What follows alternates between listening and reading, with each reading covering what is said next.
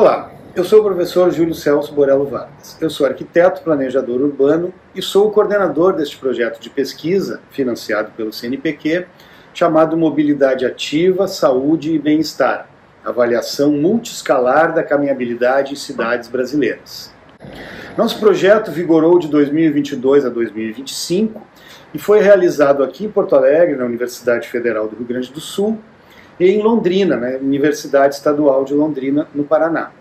A nossa equipe foi composta por mim e a professora Milena Kanashiro, mais professores e pesquisadores associados de várias universidades, além de uma equipe com diversos estudantes de graduação, mestrado e doutorado.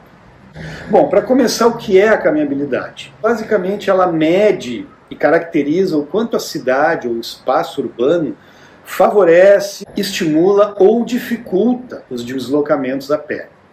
Um lugar caminhável é aquele que é atraente e prático para as pessoas andarem como meio de transporte. Porque a caminhada é um modo democrático, simples, barato, não polui, não gera congestionamento, promove a saúde e o bem-estar, oferecendo oportunidade para a gente fazer um exercício, uma atividade física e também ter contato com o ar livre. As evidências científicas mostram que caminhar reduz a chance da gente desenvolver as chamadas doenças crônicas não transmissíveis, que são aquelas que têm a ver com os hábitos, justamente, por exemplo, o sedentarismo. A obesidade é uma condição que pode levar a outras morbidades, como, por exemplo, diabetes, doenças cardiovasculares, alguns tipos de câncer, doenças respiratórias e saúde mental, como, por exemplo, ansiedade, estresse. Por tudo isso, iniciativas para um futuro mais sustentável nas cidades passam inevitavelmente por incentivar a caminhada e diminuir o uso do carro. Apesar da importância desse tema, um dos desafios para a avaliação da caminhabilidade nas cidades brasileiras é a falta de uniformidade dos conceitos e métodos, principalmente para a coleta e análise de dados e indicadores urbanos. Cada um faz de um jeito. Bom, lembrando que esse conceito foi importado, né? É uma palavra que veio do norte global, dos países ricos. Então a gente precisa descolonizar. Então o objetivo é justamente isso, estudar a relação entre o ambiente construído das cidades, os deslocamentos a pé e a saúde, medindo e avaliando a caminhabilidade em diversas cidades brasileiras. O que as nossas cidades no Brasil precisam melhorar para promover mais saúde? Também a gente pode contribuir com os resultados do projeto para promover esse hábito saudável que é caminhar um pouquinho, pelo menos, no dia a dia. Ajudar o planejamento urbano, os gestores, os legisladores, e também gerar inovação acadêmica e científica em processos e produtos, como protocolos para análise de dados, scripts em linguagem de programação e bancos de dados abertos para a comunidade científica. Para isso, a gente utilizou uma metodologia multiescalar, ou seja, em várias escalas. A primeira, chamada macro, utiliza mapas e dados quantitativos e compara as cidades com outras. Ou seja, a caminhabilidade é medida bem de longe, ou a gente pode dizer de cima para baixo. A escala 2, micro, utiliza imagens das ruas e compara diferentes partes das cidades, ou seja, a caminhabilidade é medida um pouco mais de perto. E a escala 3 dos indivíduos, a gente troca um pouco a abordagem, ela fica qualitativa, que em entrevistas e acompanha as pessoas nas suas caminhadas para capturar as percepções e comportamentos, ou seja, nesse caso a caminhabilidade é medida bem de perto, ou a gente pode dizer de baixo para cima. Durante o primeiro ano do projeto, a gente fez um trabalho exaustivo de buscar os planos de mobilidade dos municípios brasileiros, para entender como as cidades estão pensando a sua mobilidade. A gente chegou a uma amostra de 386 cidades que tinham feito seus planos, mas apenas 160 tinham o plano disponível, por exemplo, na internet. Desse total, a gente pegou 102 que tinham dentro do plano o que a gente chama de divisão modal, ou seja, a informação muito importante sobre quais os modos de transporte utilizados em cada cidade.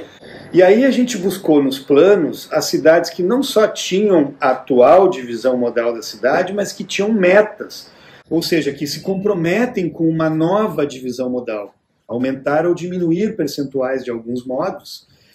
A gente organizou as medidas em vários blocos, ficou um enorme de um banco de dados, e chegou a algumas conclusões muito interessantes, que tem a ver com o tamanho das cidades.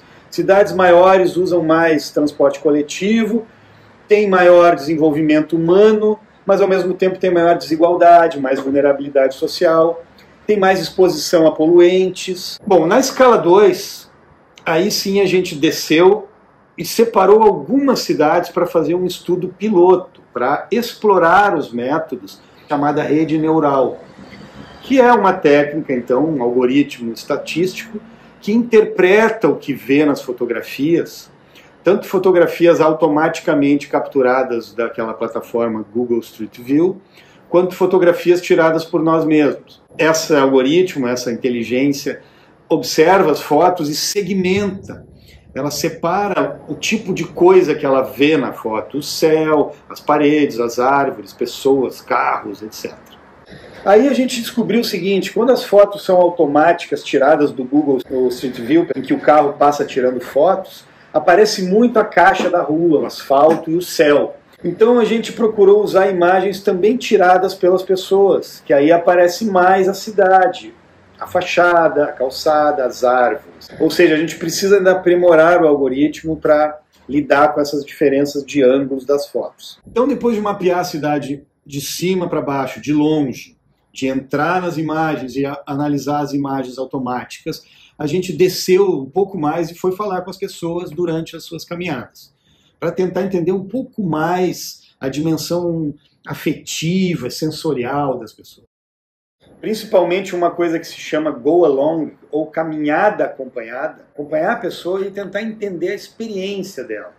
As duas primeiras escalas eram com dados e mapas sem pessoas, digamos assim. A terceira é das pessoas. Uma participante do sexo feminino, uma jovem, enfatizou a necessidade de pavimento regular e a presença de marquises ou coberturas para proteger contra o sol, contra a chuva. Já um participante masculino, também jovem, ressaltou a dimensão afetiva e sensorial do caminhar. Ou seja, ele consegue apreciar a cidade, observar a arquitetura, mas também fala do problema da qualidade das calçadas, da falta de acessibilidade. A caminhada é influenciada não apenas pelos atributos macro, mas principalmente por esses dois mais de baixo, micro e dos indivíduos. A gente verificou que na escala macro, as características urbanas agregadas, por exemplo, a densidade e a diversidade de lugares e coisas para fazer, estão positivamente correlacionadas com o andar a pé, enquanto que se relacionam menos com o andar de carro. Não basta a cidade ser bem organizada na escala macro se não tiver uma qualidade na infraestrutura micro. A nossa inovação e contribuição, a gente acredita que sejam várias. Por exemplo, a gente sistematizou, tentou uniformizar e oferecer protocolos de análise de dados para avaliar caminhabilidade mais uniformes, mais homogêneos. Mas o mais interessante talvez sejam os artigos e publicações e a formação acadêmica. A gente teve uma equipe de estudantes bastante grande aqui na URGS, na UEL, formou diversos mestres, doutores, alunos de iniciação científica, pós-doutorandos. A gente, então, disponibilizou os resultados, tanto os dados quanto os scripts, os códigos, as metodologias, em 3 plataformas principais que a gente vai deixar aqui o link na tela. Uma delas é o nosso site, uma plataforma de ciência aberta chamada Zenodo, que a gente deposita relatórios, scripts, tabelas. E uma terceira que é um story map, em que a gente vai contando a história de uma forma dinâmica, com mapas interativos, com dados e tal. A gente teve uma relação internacional muito interessante com uma organização internacional chamada Observatório Global das Cidades Saudáveis e Sustentáveis, em que a gente colaborou também com o mesmo tipo de coisa, que é medir e criar indicadores de cidades saudáveis. E a gente contribuiu estudando as cidades brasileiras e ajudando a traduzir o material, refinar conceitos. Então a gente acredita com isso ter dado um passo importante nessa discussão sobre o transporte ativo, a sustentabilidade das cidades, a saúde. Há limitações no estudo e é preciso avançar, mas as bases estão aqui. Então eu estou me despedindo, agradecendo a todo mundo que participou, a equipe do projeto, os colegas, os alunos e de vocês. Obrigado pela atenção.